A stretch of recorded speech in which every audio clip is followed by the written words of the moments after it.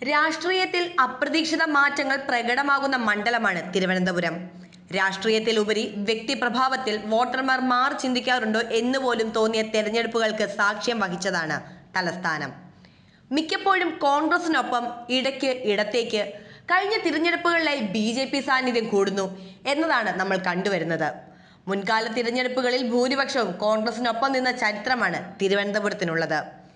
1977 MN Govindan നായരിലൂടെയാണ് മണ്ഡലം ചുവപ്പണിഞ്ഞത്. പിന്നീട് 1996 CPI സ്ഥാനാർത്ഥി അവിടെ വിജയിക്കുന്നതും. 2004 PK വാസുദേവൻ നായരും 2005 പന്ന്യൻ രവീന്ദ്രനും വിജയം നേടി. 1980 കോൺഗ്രസിനായി നീലലോഹിതദാസൻ നാടാർ CPI നേതാവ് MN ഗോവിന്ദൻ നായരെ പരാജയപ്പെടുത്തി.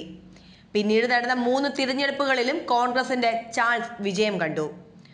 1998 K കരുണാകരനും 1999 VS ശിവകുമാറും സീറ്റ് നിലനിർത്തിയപ്പോൾ 2009 മുതൽ തുടർച്ചയായി മണ്ഡലത്തെ പ്രതിനിധീകരിക്കുന്നത് ശശി തരൂരാണ്.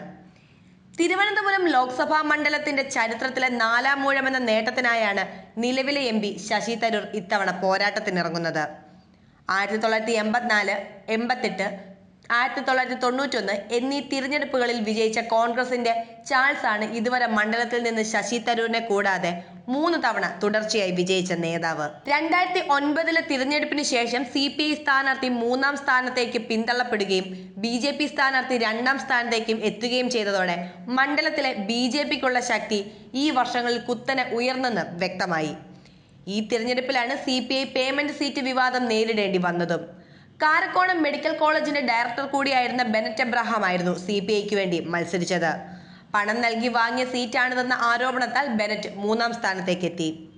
2019 BJPക്കായി കുമ്മനം രാജശേഖരനെയും CPIക്കായി C ദിവാകരനെയും UDFനായി ശശി തരൂരും രംഗത്തിറങ്ങി. 99,989 വോട്ടുകളുടെ ഭൂരിപക്ഷത്തിലായിരുന്നു ശശി തരൂരിന്റെ വിജയം. കുമ്മനം 2ാം സ്ഥാനത്തെത്തിയപ്പോൾ ദിവാകരൻ 3ാം സ്ഥാനത്തെത്തി. മാത്രമല്ല 2010 മുതൽ ഇങ്ങോട്ട് മണ്ഡലത്തിന്റെ നഗരപ്രദേശങ്ങളിൽ BJP വലിയ ശക്തിയായി മാറിയെന്ന് തെളിയിക്കുന്നതായിരുന്നു കോർപ്പറേഷൻ തിരഞ്ഞെടുപ്പ്. 100 കൗൺസിലർമാരിൽ 35 പേരും BJPക്കാരായതും മുഖ്യ പ്രതിപക്ഷമായതും പാർട്ടി നേടിയ ജനപിന്തുണ വ്യക്തമാക്കുന്നുണ്ട്. 2024 പൊതു തിരഞ്ഞെടുപ്പിൽ ഇത്തവണ പുതുമുഖമായുള്ള പ്രമുഖ സ്ഥാനാർത്ഥി കേന്ദ്ര സഹമന്ത്രിയായ BJPയുടെ രാജീവ് ചന്ദ്രശേഖർ ആണ്. ഹാട്രിക് വിജയത്തിനു ശേഷം 4ാം വിജയമെന്ന റെക്കോർഡിനായി ശശി തരൂർ ഇറങ്ങുമ്പോൾ സൗമ്യ മുഖവും തിരുവനന്തപുരത്ത് സ്ഥിര സാന്നിധ്യവുമായ പന്ന്യൻ രവീന്ദ്രനാണ് ഇടതുമുന്നണിക്കായി കളത്തിലിറങ്ങുന്നത്. രാജ്യത്ത് BJP തരംഗം ആഞ്ഞടിച്ചപ്പോഴും മണ്ഡലം സുരക്ഷിതമാക്കിയ നേതാവാണ് തരൂർ. 2009 ആദ്യമായി ശശി തരൂരിനെ സ്ഥാനാർത്ഥിയായി അവതരിപ്പിച്ചപ്പോൾ കോൺഗ്രസിലെ സംസ്ഥാന നേതൃത്വത്തിൽ നിന്നുപോലും പൊട്ടിത്തെറികളുണ്ടായി. എന്നാൽ തലസ്ഥാനത്തെ യുവജനങ്ങൾക്കിടയിലും നഗരവാസികൾക്കിടയിലും വിശ്വപൗരൻ എന്ന ഇമേജ് തരൂരിന് അനുകൂലമായി. കന്നി പോരാട്ടത്തിൽ CPI സ്ഥാനാർത്ഥി P രാമചന്ദ്രനെ തരൂർ പരാജയപ്പെടുത്തി. CPIയുടെ പന്ന്യൻ രവീന്ദ്രൻ തിരുവനന്തപുരം മണ്ഡലത്തെ പ്രതിനിധീകരിച്ചിരുന്ന PK വാസുദേവൻ നായരുടെ നിര്യാണത്തെ തുടർന്ന് 2005 നവംബറിൽ നടന്ന ഉപതിരഞ്ഞെടുപ്പിൽ വിജയിച്ച് 14ാം ലോക്സഭയിൽ MP ആയി മാറി പന്ന്യൻ രവീന്ദ്രൻ. CPI സംസ്ഥാന കമ്മിറ്റി ഓഫീസിൽ സദാസമയവും പ്രവർത്തനാസജ്ജനായി പന്ന്യനുണ്ട്.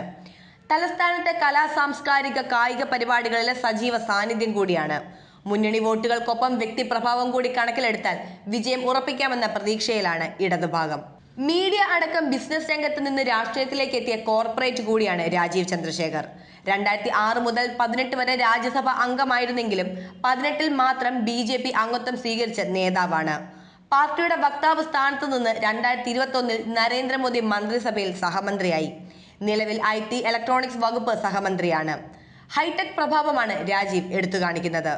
വർഷങ്ങളായി മണ്ഡലത്തിൽ ഉറപ്പിച്ച പാർട്ടി വോട്ടുകൾ കൂടാതെ കന്നി വോട്ടർമാരുടെ അടക്കം യുവജനതയുടെ അനുകൂല വിധിയിലാണ് രാജീവിന്റെ പ്രതീക്ഷ. അതേസമയം ഹിന്ദു വോട്ടർമാർക്ക് വലിയ ഭൂരിപക്ഷമെങ്കിലും പലപ്പോഴും തിരുവനന്തപുരം മണ്ഡലത്തിലെ വിധി നിർണ്ണയിക്കുക തീരദേശത്തെ ക്രൈസ്തവ ലത്തീൻ വോട്ടുകളാണ്. ഹൈന്ദവ വോട്ടുകൾ LDF, UDF, BJP സ്ഥാനാർത്ഥികൾ പകുത്തെടുക്കുമ്പോൾ ലത്തീൻ വോട്ടുകൾ അങ്ങനെ വിഭജിക്കാറില്ല. അതാത് അവസരങ്ങളിലെ രാഷ്ട്രീയ സാഹചര്യത്തിനനുസരിച്ച് സഭാ നേതൃത്വത്തിന്റെ നിർദ്ദേശത്തിനനുസരിച്ച് മാത്രമാണ് ലത്തീൻ വോട്ടുകളുടെ ഒഴുക്ക്. അതിനെ അടിസ്ഥാനമാക്കി മാത്രമേ വിജയം നിർവചിക്കാൻ സാധിക്കൂ.